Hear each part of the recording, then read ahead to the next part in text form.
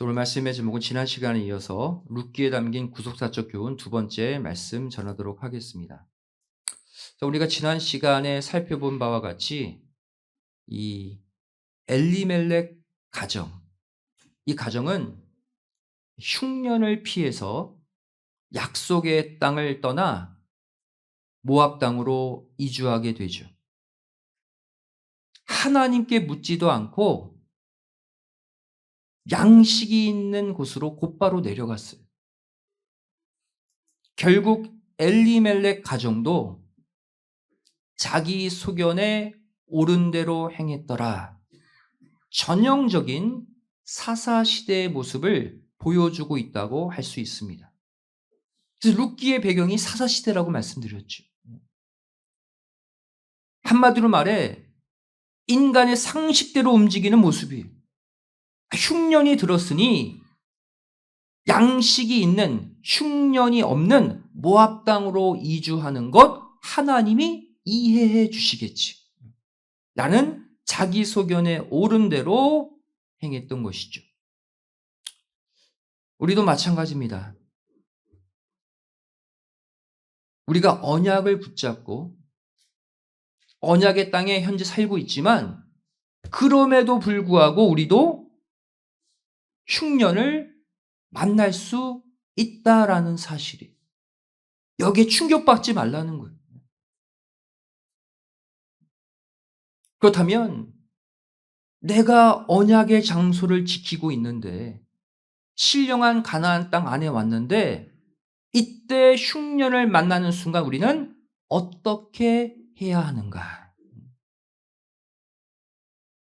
첫 번째로 모든 일을 하나님의 말씀에 따라 대처해야 합니다. 우리가 인생의 중대한 결정을 할 때가 몇 번씩 찾아오죠. 새로운 직장을 구할 때, 혹은 새 사업체를 시작할 때, 또 이사할 때, 또 내 자녀가 진학할 때, 또 결혼할 때, 인생의 중대사가 내 앞에 펼쳐질 때마다 어떻게 해야 하느냐, 성도라면 그동안 받아온 하나님의 말씀에 비추어서 그 방향을 결정해야 한다는 것을 보여주고 있어요. 하나님의 말씀은 바로 하나님의 무엇입니까? 뜻이거든요. 여태까지 받은 말씀대로 판단하고 결정하면 그것이 옳은 선택입니다. 이것으로 끝나면 안 됩니다. 두 번째로 기도해야 한다. 우리가 주시는 말씀 가지고 인생의 큰 방향을 결정했어도 그 방향으로 가는 길과 방법을 또 내 마음대로 정하면 안 돼요. 하나님께 인생의 목적지로 향해 가는 구체적인 방법을 또 기도로 물어야 합니다.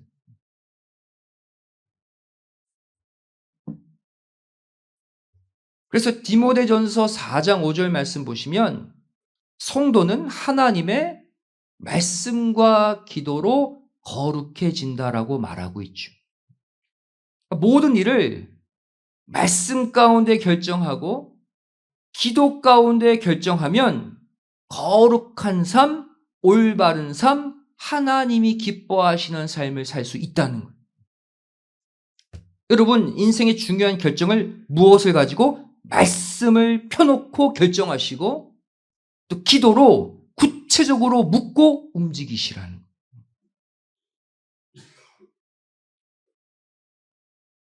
룻기 4장 18절부터 22절. 룻기서의 끝부분에 족보가 있다고 그랬죠. 룻기 족보입니다. 이 룻기 족보의 핵심이 무엇일까요? 바로 족보의 맨 끝 인물 다윗이 룻기 족보의 핵심이에요. 하향식 족보, 밑으로 내려가는 족보의 가장 중요한 핵심 인물은 끝인물입니다. 다시 말하면 여러분, 룻기 족보가 룻기서의 맨 끝에 있거든요. 한마디로 말해 룻기의 결론이 룻기 족보라는 거예요. 또 룻기 족보의 맨 끝 인물이 또 누구예요? 다윗이거든요. 무엇을 보여주냐면 바로 룻기 족보의 끝 인물 다윗이 룻기서 전체의 결론이란.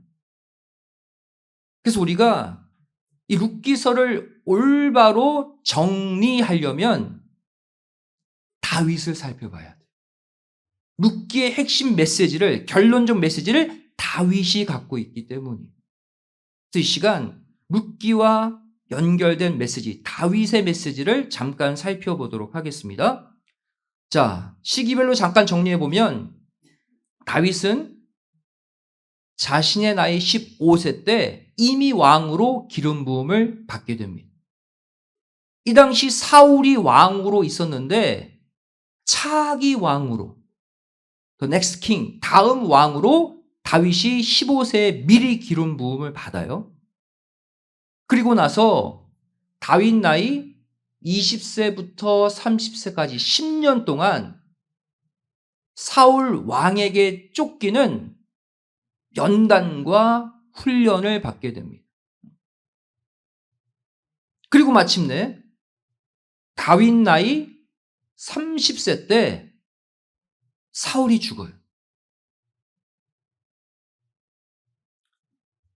자, 앞서 말씀드렸듯이 다윗의 나이 15세 때 이미 하나님은 사울 다음 왕으로 다윗이 왕이 될 것이다 라고 미리 기름을 부어주셨습니다. 근데 그 사울 왕이 다윗 30세 때 죽었어요. 그러면 어떻게 됩니까? 하나님은 다음 왕으로 다윗을 이미 기름 부어 세워 놓으셨기 때문에 다윗은 그냥 왕 위에 오르면 되겠죠. 그런데 이때 다윗의 행동에 우리가 주목해야 돼요. 사울 왕이 죽었어요. 하나님은 다윗 자신을 다음 왕으로 내정해 놓으셨습니다. 그럼 왕이 되면 되는데 다윗은 사울이 죽은 직후에 무엇을 했느냐? 먼저 하나님께 기도로 그 다음 행보를 물었다는 사실이에요. 이것이 바로 룻기서에 등장하는 엘리멜렉 가정과 다윗 사이의 가장 큰 차이점입니다. 엘리멜렉 가정은 어떠했어요? 언약의 땅, 약속의 땅 가나안에 갑자기 흉년이 들었어요. 뜻하지 않는 재앙을 만났을 때 그런데도 묻지 않고 모압 땅으로 갔잖아요. 룻기서의 결론 다윗은 이미 사울 다음에 왕으로 내정되어 있습니다. 이미 자신의 길이 확정되었음에도 불구하고 사울이 죽은 직후에 기도로 또 하나님께 물었다는 거예요. 룻기서는요, 엘리멜렉 가정의 문제를 부각하면서 다윗처럼 행동해야 될 것을 룻기 족보의 마지막 인물 다윗으로 보여주고 있는 거예요. 사무엘하 2장 1절 말씀 보시면요, 그 후에 그랬죠. 바로 문맥상 보면 사울이 죽은 후에요. 이 다윗이 이제 왕이 되는 순간이에요. 그때 다윗이 어떻게 했습니까? 하나님께 물었다. 물은 결과가 바로 뭐예요? 헤브론으로 가라 그러셨어요. 왕이 되려면 수도 예루살렘으로 가야 되는데 헤브론으로 가라. 다윗은 이미 15세 때 이스라엘의 차기 왕으로 기름 부음을 받았습니다. 그래서 사울이 죽은 후에 곧바로 예루살렘 수도로 올라갈 수 있었어요. 하나님 이미 컨펌하셨기 때문이죠. 저와 여러분 같으면 예루살렘 갔겠죠. 내가 다음 왕인데. 하지만 그 전에 다윗은 하나님께 물었어요. 그 결과 하나님은 이스라엘의 수도 예루살렘이 아니라 헤브론으로 가서 유다 한 지파만의 왕이 되라고 하셨어요. 만일 다윗이 하나님께 묻지 않고 이미 말씀하신 내용이 있으니까 곧바로 예루살렘으로 진격했다면 어떻게 됐을까요? 하나님은 다윗이 헤브론으로 물러나 있기를 원하셨는데 궁극적으로는 다윗이 이스라엘 전체의 왕이 되는 게 하나님의 뜻이었지만 그 방법도 하나님의 방법대로 갔어야 된다는 거예요. 그 길이 바로 뭡니까? 헤브론으로 먼저 가서 왕이 되는 거예요. 그렇다면 하나님이 이 당시 사울이 죽었음에도 불구하고 왜 12지파 전체의 왕이 될 수 있었던 다윗에게 왜 헤브론으로 가서 유다 지파만의 왕이 되게 하셨을까요? 이유가 있어요. 바로 그 사이에 누가? 사울의 아들 이스보셋이 이미 이스라엘의 왕이 되어 있었기 때문. 이스보셋은 하나님의 뜻이 아니죠, 왕이 되는 게. 이미 왕이 돼버렸어요. 사무엘하 2장 8절 9절 말씀 보시면 사울이 죽자 곧바로 사울의 군대 장관 넬의 아들 아브넬이 사울의 아들 누구? 이스보셋을 데려다가 바로 온 이스라엘의 왕을 바로 만들어 버립니다. 하나님의 뜻은 아니에요. 이 사건은 벌어졌어요. 그렇다면 이미 예루살렘에서 사울의 아들 이스보셋이 왕이 되어버렸어요. 인간적인 생각으로 아브넬이 세웠죠. 그렇다면 이 상황 가운데 다윗이 하나님의 뜻대로 이스라엘 전체의 왕이 되려면 어떻게 된다는 거예요? 전쟁해야 된다는 거예요. 자신의 동족과 싸워서 수많은 피를 흘려야 한다는 사실이죠. 하나님은 이것을 피하게 하기 위해 다윗에게 다른 길을 걷게 하십니다. 목적은 다윗이 이스라엘 전체의 왕이 되는 게 맞는데 과정은 하나님이 원하시는 과정은 이거였다는 거예요. 그래서 이렇게 헤브론으로 빠져서 따로 왕이 된 기간이 몇 년입니까?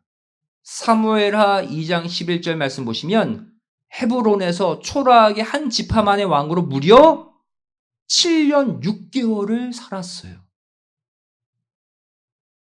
생각보다 긴 기간입니다.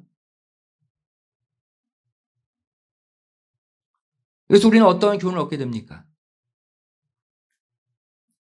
아무리 하나님이 누군가의 미래를 말씀 가운데 결정해 놓으셨다 할지라도 그 과정마다 계속해서 하나님께 물어야 한다는 거예요. 큰 그림은 이미 받았지만 그 과정을 물어야 돼요. 그래서 그 목적을 이루는 방법까지 하나님이 원하시는 길과 방법으로 맞춰가야 한다는 거예요.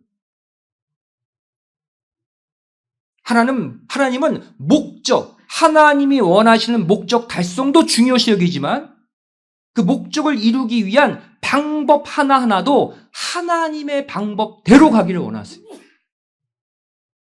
그것은 뭐예요? 기도로 그때그때 물어야 돼요.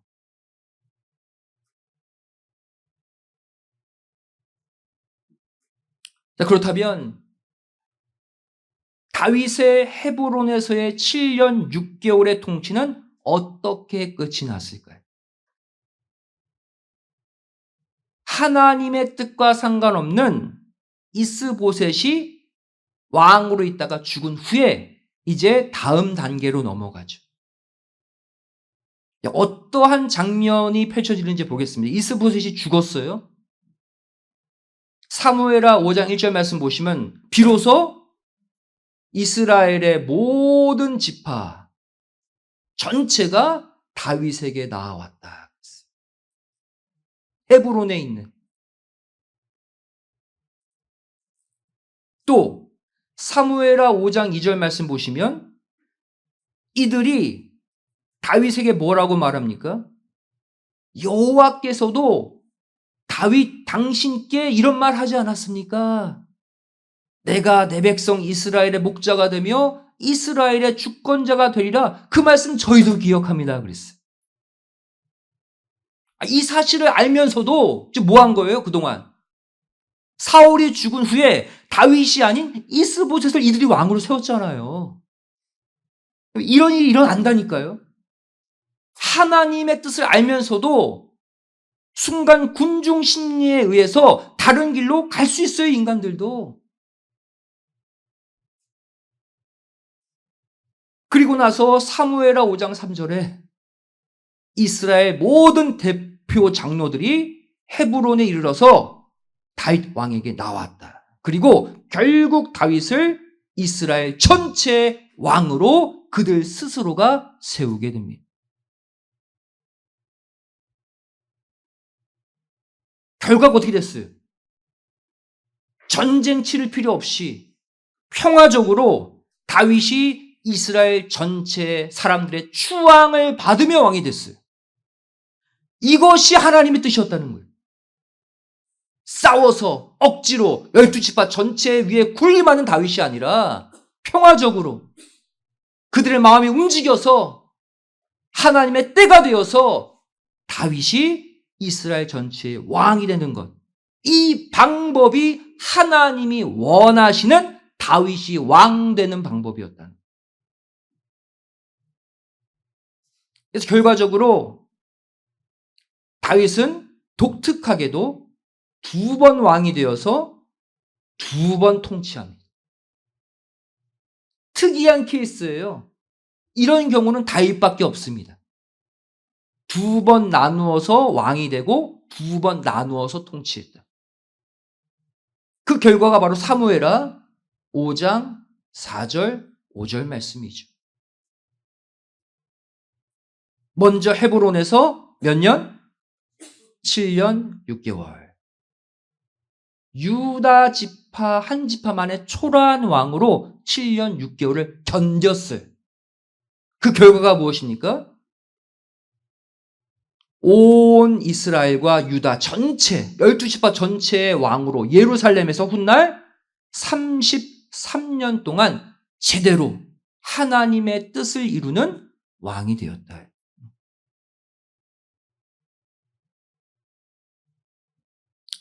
이렇게 다윗이 2번 왕이 된 모습은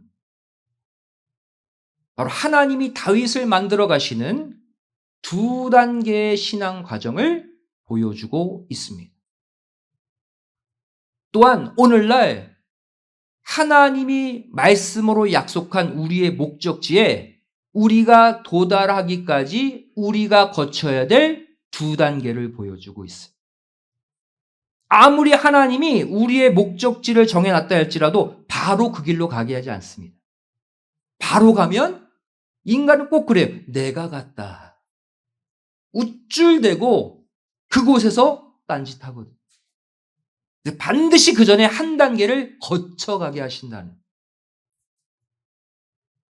2단계 가운데 첫 번째 단계 뭐예요? 헤브론에서 12지파 가운데 한 지파, 유다 한 지파만의 초라한 왕으로 다윗을 먼저 두게 하셨죠.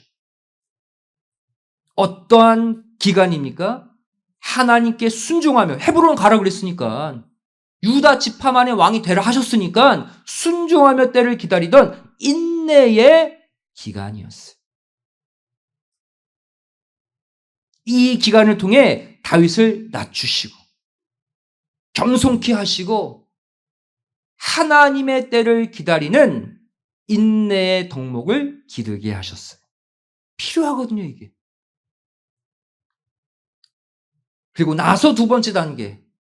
예루살렘에서 33년 이스라엘 전체 왕으로 다윗을 세우셨죠.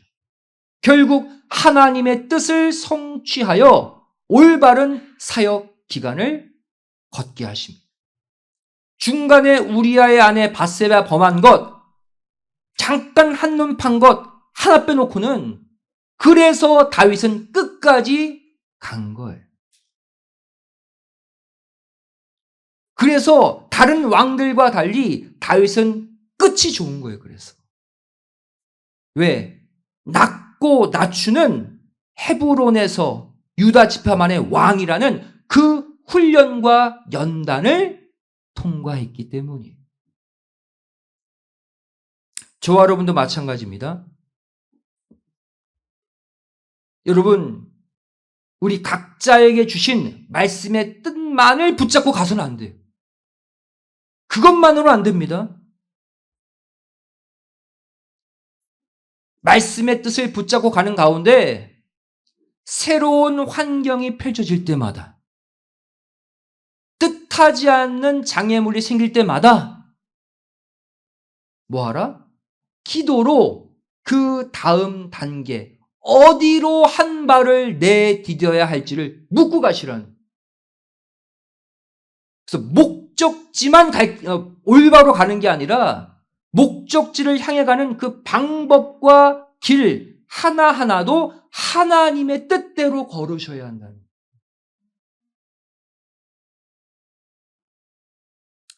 반면 다시 룻기서로 돌아옵시다. 엘리멜렉 가정은 어떠했어요?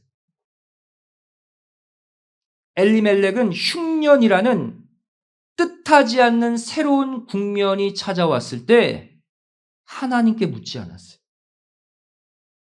당연히 기근이 있으니까 먹고 살 만한 곳으로 모압 땅으로 그냥 움직였어요. 여러분, 엘리멜렉의 뜻이 무엇이었습니까? 하나님은 나의 왕이시다. 이러한 사명을 가진 엘리멜렉은 자기 이름의 뜻대로 흉년 기근을 만났을 때 자기 인생의 왕 하나님께 물어봤어야 됐어요. 그 참 왕이신 하나님을 무시하고 내려간 결과 무엇입니까? 엘리멜렉 본인이 죽고 두 아들이 죽는 큰 화를 당하게 된 거예요. 여기서 우리는 룻기 1장 2절을 상세히 자세히 볼 필요가 있습니다. 여기 보시면 이 엘리멜렉 가정을 소개하고 있죠. 엘리멜렉, 그 아내는 나오미, 두 아들은 말론과 기럧. 그런데 추가해서 이들의 어디 출신인지까지 기록하고 있어요. 어디 출신이에요? 유다 지파의 베들레헴, 그 가운데 에브랏이라는 동네 출신이다. 왜 이 지역을 굳이 기록했을까요? 그냥 가나안 땅 안에 산 자들이다 해도 되는데 왜 그들을 유다 지파 베들레헴 에브랏 사람들이라고 굳이 명명했을까요? 유다 베들레헴 에브랏은 어떤 곳이에요? 보통 장소가 아니죠. 훗날 메시아가 태어날 그 장소예요. 베들레헴 에브라다. 베들레헴 에브랏. 바로 메시아가 태어날 그 장소 출신이 엘리멜렉 가정이에요. 우연이 아니죠. 이것은 무엇을 보여주고 있습니까? 이 짧은 한 구절이지만 여기에도 메시지가 있어요. 어떤 메시지? 엘리멜렉 가문은 자기 소견에 옳은 대로 행했던 사사시대의 죄악을 뚫고 훗날 오실 메시아의 길을 닦는 사명이 있는 가정이었다는 것. 더더욱 그 지역을 떠나면 안 되었었죠. 근데 떠난 거예요. 흉년이라고.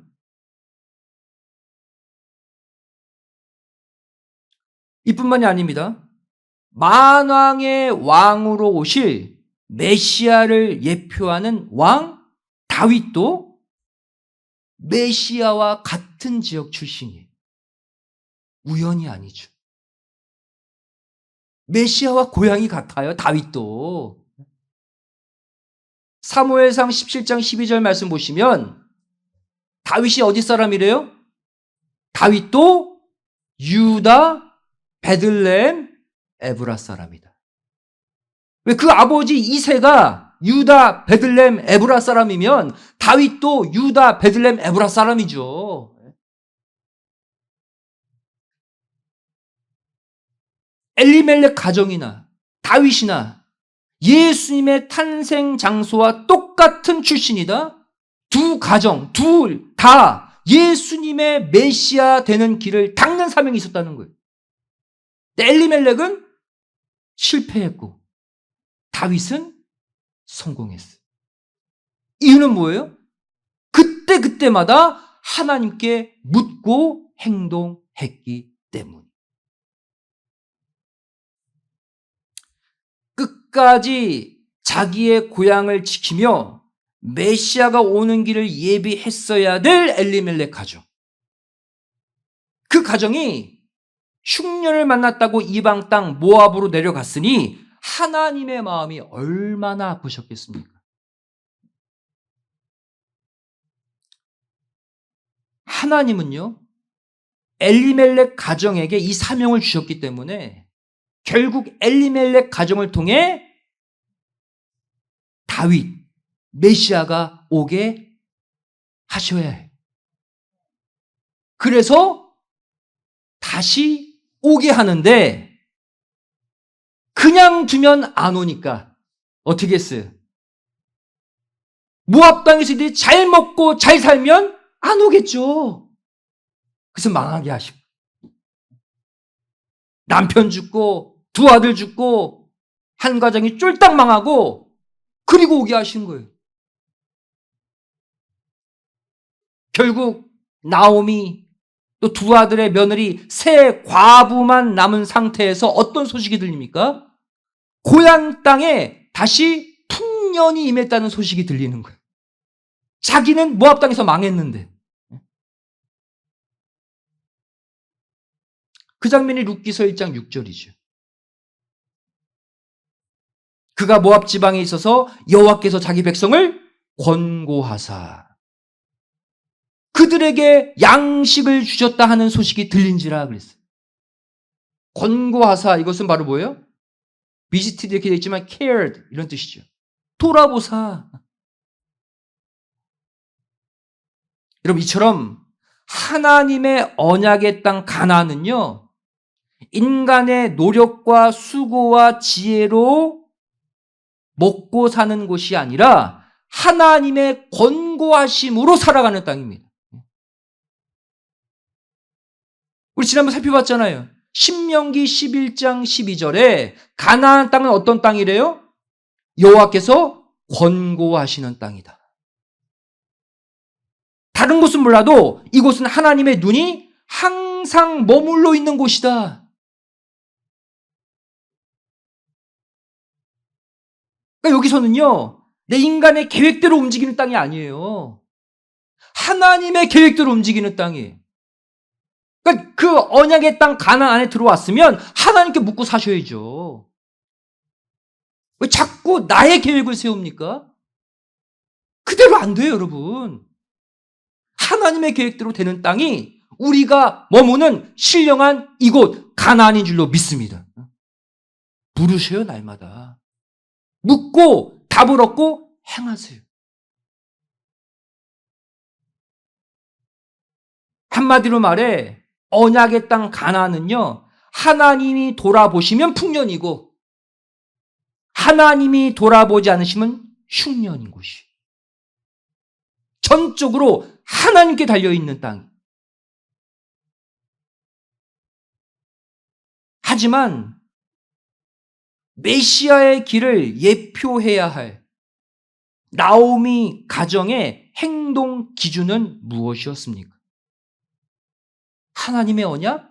하나님의 말씀? 하나님의 뜻?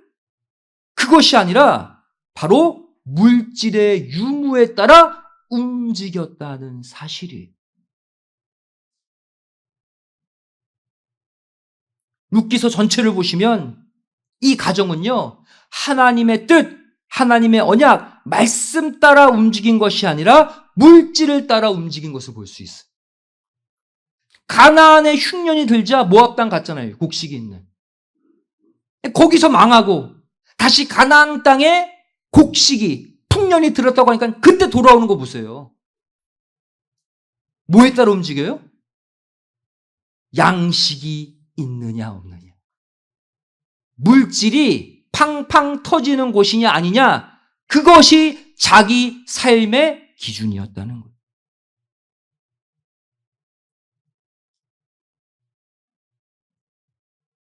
흉년을 피해 모압 땅으로 가면 잘 살 줄 알았죠.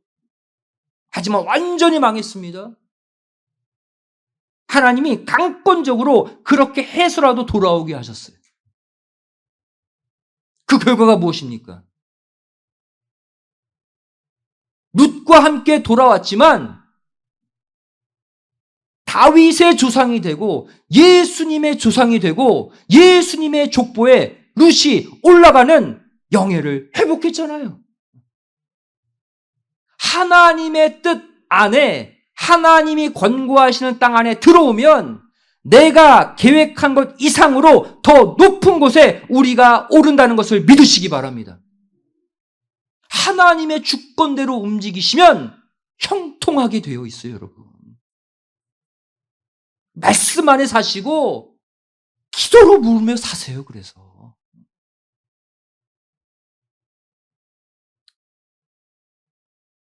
결국 우리 삶의 형통과 불통은요, 내 삶의 환경, 내 노력, 내 의지가 결정하는 것이 아닙니다. 이건 세상 논리예요. 성도는 이 논리가 깨져야 돼요. 우리 성도들의 삶의 형통과 불통은 한 가지입니다.